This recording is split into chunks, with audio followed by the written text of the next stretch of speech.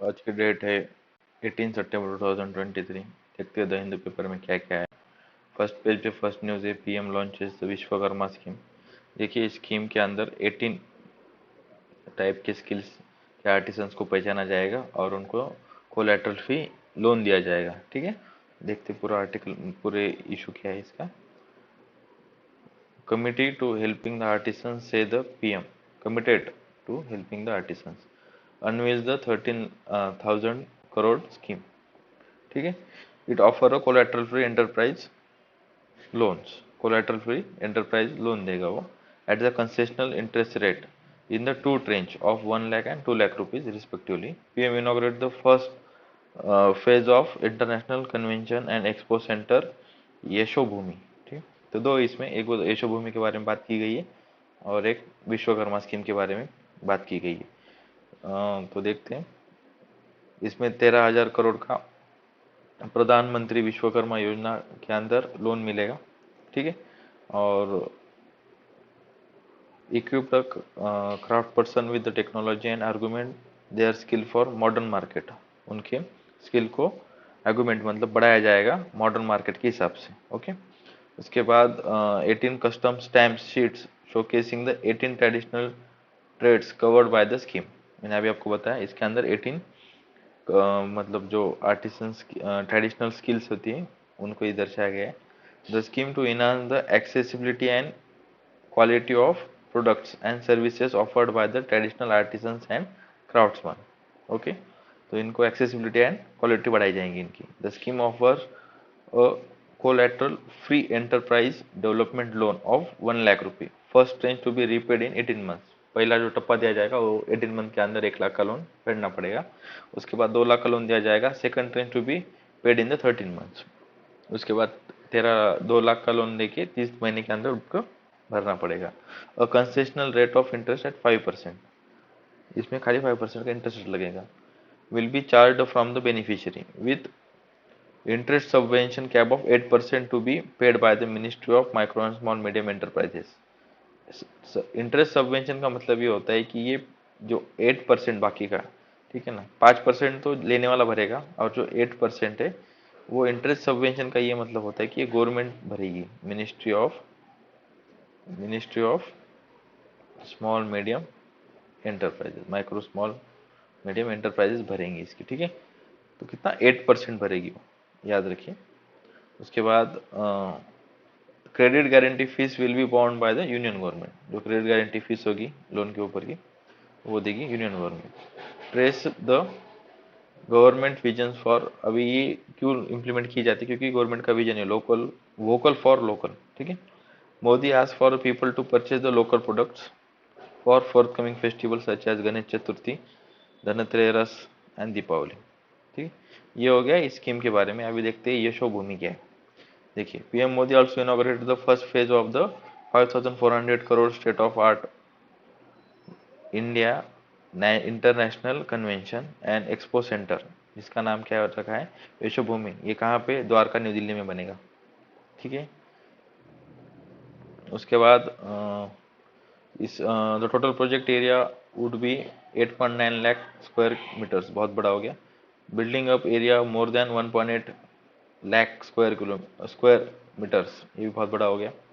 Yesso Bhumi will find its place among the world's largest MICE. MICE का long form क्या है, meeting incentive conferences and exhibitions facilities, ये उन्होंने बोला है। और उन्होंने ये भी बोला है, तो Yashobhoomi convention the centres lakhs of the youth are expected to secure employment opportunity, यही बोला है उन्होंने, इसमें एम्प्लॉयमेंट अपॉर्चुनिटी मिलेगा। यही थी फर्स्ट पेज की न्यूज़ विश्वकर्मा की। ठीक है, उसके बाद new parliament to host the session from tomorrow, तो एक स्पेशल सेशन बुलाया गया है 19 सितंबर को, तो ये नए पार्लियामेंट में होस्ट होगा। और ऐसा बोला जा रहा है इस सेशन में ही इंडिया का नाम भारत कर देने की बात करने वाले हैं। ये मुझे भी नहीं पता, लेकिन ऐसी न्यूज़ मैंने देखी थी। ठीक है, तो नेक्स्ट न्यूज़ क्या है, operation to flush out militants from Jammu and Kashmir enter the 5th day. देखो, आनंदनाग में इन्फिल्ट्रेशन हुआ था और उन्होंने 2 सीआरपीएफ के जवान को मारा था और एक डीवाईएसपी को मारा था। तो उनको अभी वो जो टेररिस्ट है जो लश्कर तैयबा के ग्रुप से है, वो state Pakistan state sponsor terrorism का ये एग्जांपल है। तो ये जो मिलिटेंट्स थे वो हिली एरिया में जाके छुप बैठे थे, तो उनको बाहर निकालने के लिए 5th डे चालू है, ऑपरेशन चालू है, ठीक है। तो उन्होंने बोला है कि 2 और 3 मिलिटेंट्स इंक्लूडिंग लोकल रिक्रूट ये छुप के बैठे हिल्स में, तो इनको ये किया जा रहा है। और ये भी बोला जा रहा है कि 3 लोगों को तो मार भी दिया है, लेकिन उनकी बॉडी रिकवर नहीं हुई है, ठीक। उसके बाद नेक्स्ट पेज में देखिए एक न्यूज़ है, शिंदे ये महाराष्ट्र के सीएम है, seek the centre's aid for the water projects in Marathwada region. देखिए मराठवाड़ा रीजन ये महाराष्ट्र में आता है और ये महाराष्ट्र का ड्रॉट प्रोन रीजन है, यहाँ पे बारिश ज़्यादा नहीं होती, तो वहाँ पे वाटर प्रोजेक्ट बनाने के लिए वो सेंटर की हेल्प मांग रहे हैं, ठीक है। ये है एक नाथ शिंदे, ठीक है, okay. Next, Telangana liberation day is not celebrated due to the vote bank politics. Shah, देखिए तेलंगाना आंध्र प्रदेश महाराष्ट्र का मराठवाड़ा वाला रीजन, ये सारा जो एरिया था वो हैदराबाद के अंदर आता था, ठीक है, हैदराबाद के अंदर आता था। और आफ्टर द इंडिपेंडेंस 1947 में जब इंडिपेंडेंस हुआ तो उसके उसके बाद बहुत साल, मतलब 1 साल तक, मैक्सिमम 1 साल तक ये निज़ाम के अंदर था। निज़ाम जो वहाँ के रूलर थे उनको निज़ाम बोलते थे। तो वो रजाकार जो थे उनकी एक मिलिट्री फोर्स थी, वो बहुत ऑपरेशन करती थी नॉन हिंदूज़ का। और वो जो मराठवाड़ा रीजन जो मैंने अभी बताया उसमें के अंदर जो बिदर, परकल एंड परवनी, ये जो डिस्ट्रिक्ट थे वहाँ पे रजाकार ने बहुत नॉन हिंदू लोगों को मारा है, रजाकार की आर्मी ने। और उन्होंने तो इसीलिए वो अमित शाह जी ने बोला कि गवर्नमेंट अपीजमेंट की पॉलिसी कर रही है, मुसलमान जो रजाकार थे उनको उनका डिफेम हो जाएगा अगर वो सेलिब्रेट करेंगे, ठीक है, लिबरेशन डे। तो जब सरदार वल्लभ भाई पटेल ने ऑपरेशन पोलो चलाया था, ठीक है, पोलो चलाया था, और उसके अंदर उन्होंने वहाँ पे पुलिस एक्शन लिया था, और वहाँ पे वॉर लड़के मतलब उनको लिबरेट किया था, ठीक है।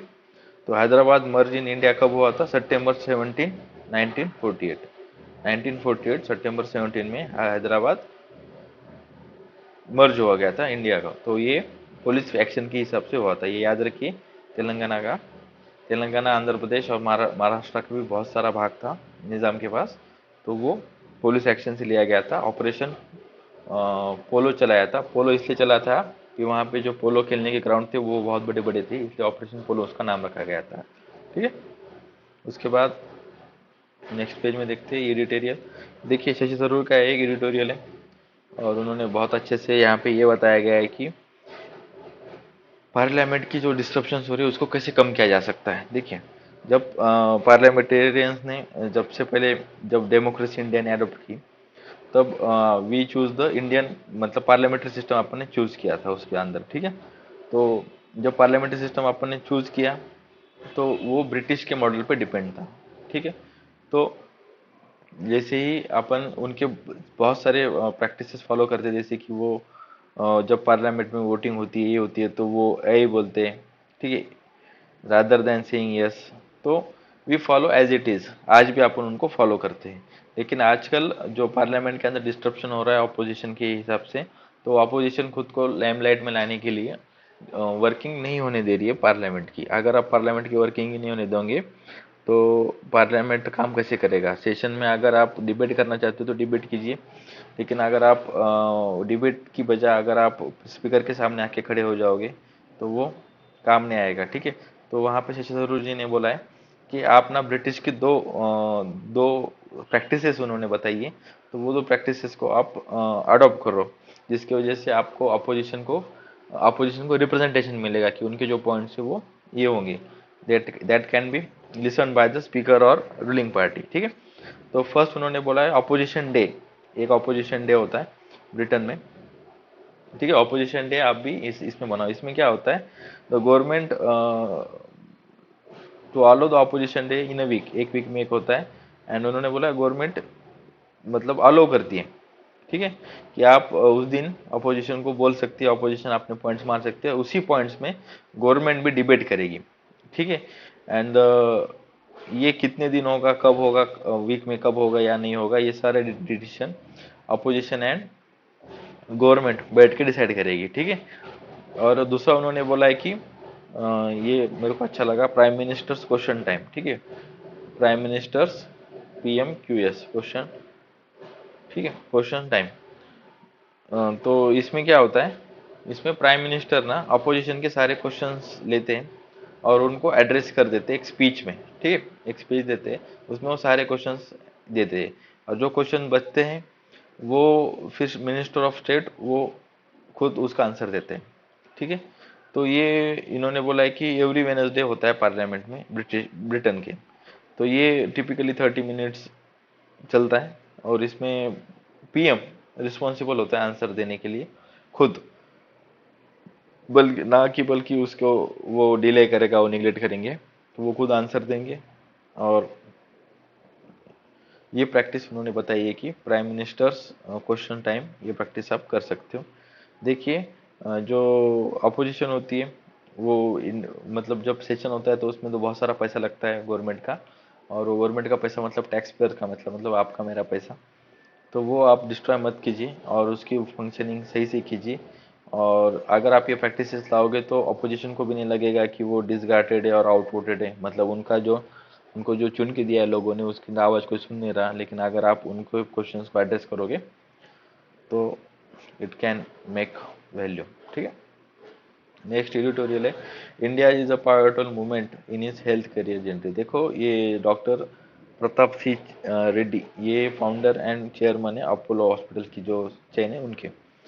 तो उन्होंने थोड़ा डाटा दिया है, इतना नहीं है सही, मतलब इतना मेंस के हिसाब से लिखने की इच्छा नहीं, लेकिन ठीक है, as a border you can use it. देखिए तो उन्होंने बोला है कि India is now world's diabetes capital, ये बोला है उन्होंने। और millions of people having hypertension, youth are succumb to the heart attacks, cancer, respiratory issues and depression and more, ठीक है। इंडिया जो है, इंडिया के अंदर नॉन कम्युनिकेबल डिसीजेस की वजह से नियरली $4 ट्रिलियन का नुकसान होता है। ये biggest bedrock to the India development है, and it is an creation edge tax ये क्रिएट कर रहा है, क्योंकि अगर ऑन द डेमोग्राफिक डिविडेंड, ठीक है, मतलब अगर एक एज के लोग बीमार गिरेंगे तो उसके ऊपर उनका एज टैक्स डेवलप होगा। कोई इतनी इंपॉर्टेंट टर्म नहीं है, छोड़ो इसको। The protect the India from मीनस by the increasing awareness, तो इसके लिए अपन अवेयरनेस बनानी चाहिए, उनके चेकअप करने चाहिए। अगर ये बोल रहे कि जस्ट आप ब्लड सैंपल लेके पूरा रिपोर्ट मत बनाइए, आप फुल बॉडी स्कैन कीजिए, ठीक है। तो ये उनका कहना है। उसके बाद उन्होंने ये बोला है कि India has world class health care centre infrastructure.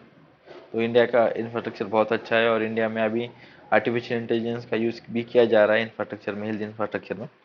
और उन्होंने बोला है कि इंडिया को ऑर्गन ट्रांसप्लांटेशन में, कार्डियोलॉजी में, ऑन्कोलॉजी में एक्सपर्टीज है, ये उनका कहना है, ठीक है। उसके बाद उन्होंने ये भी बोला है कि robotic surgery has gain popularity in India, India's hospital है adopted the robotic assistant technique for the precision and faster recovery, the country's expertise is in, ठीक है। तो उन्होंने बोला है कि रोबोटिक्स में इंडिया ने बहुत सारा ये किया है। और उन्होंने ये सजेशन मेरे को अच्छा लगा, उन्होंने बोला है कि नॉन कम्युनिकेबल डिसीजेज दो है, उसके अंदर आप आर्टिफिशियल इंटेलिजेंस का ड्राइवन हेल्थ केयर सोल्यूशन लाओ, ठीक है। यही था आर्टिकल, कुछ भी नहीं है। देखिए द डेथ टोल, लीबिया में जो फ्लैश फ्लड्स आई थी, अभी उसमें डेथ टोल बढ़ गया है, और 10,000 10,100 पीपल्स आर स्टिल मिसिंग, ठीक है, लीबिया में हुआ ये। उसके बाद 1 साल हो गया है चीता ला के अपन ने, और 1 साल के अंदर अपन 20 चीता लाए थे, उसमें से 8 जो थे वो फर्स्ट बैच में छोड़े थे, और दूसरे 12 थे वो दूसरे बैच में छोड़े थे। अभी तक ओनली मतलब 20 चीते लाए, 20 चीताज वी हैव इम्पोर्टेड, तो उसमें से फर्स्ट बैच में 8 लाए थे, उसके दूसरे बैच में 12 लाए थे। और ये 20 में से 12 चीताज ये अपन रिलीज किए वाइल्ड के अंदर, ठीक है। और वहाँ के कुनो नेशनल पार्क के अंदर किए गए। Without the proper and adequate habitat, there is no point of importing cheetahs, creating a more glorified safari work। तो ये बोला जाता है कि अगर आपके पास एडिक्वेट हैबिटेट नहीं होगा उनको प्रोवाइड करने के लिए, तो आप उनको मत इंपोर्ट कीजिए, ठीक है, यही है। उसके बाद ये देख लिया अपन ने। और उसके बाद देखिए, UN should be prepared for the reform, Jaishankar, ये बहुत मस्त आर्टिकल है, इसको आप मेंस में डायरेक्ट लिख सकते हो। अगर कोई UNSC, United Nations United nation security council के अंदर इंडिया की मेंबरशिप के बारे में आएगा तो आप लिख सकते हैं प्रेजेंटिंग, अभी पूरा आर्टिकल में बताऊंगा आपको। Presenting a strong case for permanency in United nation security council, external affair minister S Jaishankar said that the UN should be prepared for the reforms in this regard. तो उन्होंने बोला है कि UN should be prepared. What would happen if they do not reform? People will not find solutions outside, people will find solution outside. अगर वो reform नहीं करेंगे तो पीपल उसके यूएन के बाहर कुछ और ऑर्गेनाइजेशन ढूंढने की जहाँ के उनको उनके प्रॉब्लम के सोल्यूशन मिलेंगे। And this is a message UN has to understand. बहुत सही लाइन बोली, ठीक है। उन्होंने बोला कि G20 का भी एक्सपांशन किया है, और जयशंकर ने बोला है कि जो अफ्रीका कॉन्टिनेंट है उसमें की 54 कंट्रीज हैं, और उसमें का एक भी कंट्री यूएनएससी में, यूनाइटेड नेशन सिक्योरिटी काउंसिल में परमानेंट मेंबर नहीं है। वैसी सेम चीज़ लैटिन अमेरिकन कंट्रीज़ के बारे में, उनका भी रिप्रेजेंटेशन नहीं है। और उन्होंने सबसे बढ़िया और सबसे सही लाइन एक बोली जो मुझे बहुत पसंद आई, जिसको आप याद रखिए, the most populous country in the world is not there, मतलब इंडिया, इंडिया नहीं है वहाँ पे, ठीक है। ये बहुत इंपॉर्टेंट था। इसके बाद देखते, उसके बाद हाँ, Shantiniketan find place in the UNSC, UNESCO world heritage site list के अंदर शांति निकेतन। देखो शांति निकेतन एक टाउन है जिसको रविंद्रनाथ टैगोर जी ने एस्टेब्लिश किया था, ठीक है, 1920 के 1901 के टाइम पे। और उन्होंने उस टाइम पे वहाँ पे विश्व भारती यूनिवर्सिटी ये भी एस्टेब्लिश की थी, ये भी याद रखिए। और ये जो टाउन है ये वेस्ट बंगाल के अंदर है, और ये रविंद्रनाथ टैगोर जी ने किया था एस्टेब्लिश। रविंद्रनाथ टैगोर जी को नोबेल लॉरिएट है वो, उनको नोबेल प्राइज भी मिला हुआ है, यही है। और उसके बाद उन्होंने बोला था 2010 से अटेम्प्ट चालू था इसको यूनेस्को की वर्ल्ड हेरिटेज साइट में लाने का। इतना इम्पोर्टेंट, इतना याद रखिए। और ये शांति निकेतन का मतलब होता है अबोर्ड ऑफ पीस, ठीक है। और ये कहाँ पे है? बीरभूम डिस्ट्रिक्ट में है, ठीक है, बीरभूम डिस्ट्रिक्ट, ठीक है। आगे देखते हैं चीता project on right path of success report. देखो 1 साल हो गया है, तो गवर्नमेंट ने एक रिपोर्ट रिलीज की है, वो देखते हैं क्या रिपोर्ट है। The 4 of the 6 criteria established for assessing the short-term success of the Indian cheetahs reintroduction program already been met, ठीक है, ये बोला उन्होंने। Government report said release on the completion of 1 year of the programme, ठीक है। Initial programme had favoured trajectory, देखो जो growth है वो फेवर्ड में हुई है, ये उन्होंने बोला है। The project is on the right path becoming successful for large carnivorous translocation and population reestablish in Indore, ठीक। चीता एक्शन प्लान जो पब्लिश हुआ था पिछले साल, उसके अंदर 6 टर्म सक्सेस क्राइटेरिया दिया था। फर्स्ट क्राइटेरिया क्या है? Survival of 50% of reintroduction of चीता फॉर द फर्स्ट ईयर, ये फर्स्ट क्राइटेरिया।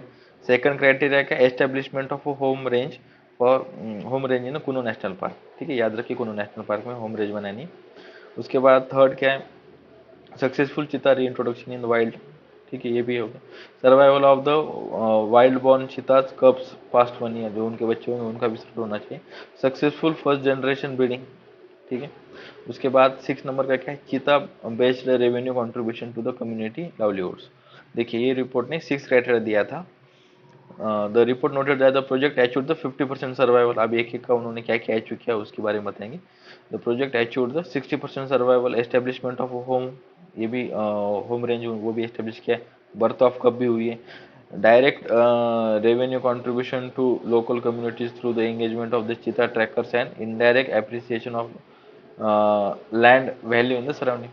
तो लोकल कम्युनिटी का रेवेन्यू भी उन्होंने बढ़ाया क्योंकि वहाँ पे लैंड की वैल्यू बढ़ी है, और जो लोकल है वो एंगेज हुए चीता का ट्रैकर्स करने के अंदर, ठीक है। ये रिपोर्ट है, इंपॉर्टेंट है, बस ये 6 क्राइटेरिया रटने नहीं है, बस याद रखिए अगर एमसीक्यू में आते हैं तो क्या है, ठीक है। फर्स्ट 50% सर्वाइवल, दूसरा होम रेंज से रिलेटेड है, तीसरा कुनो नेशनल पार्क में होम रेंज बनानी है, थर्ड क्या है उसमें री इंट्रोडक्शन सक्सेसफुल रिप्रोडक्शन का करना है। उसके बाद जो प्रोड्यूस होंगे बच्चे उनका 1 year वो जिंदा रहनी चाहिए, सर्वाइवल होना चाहिए।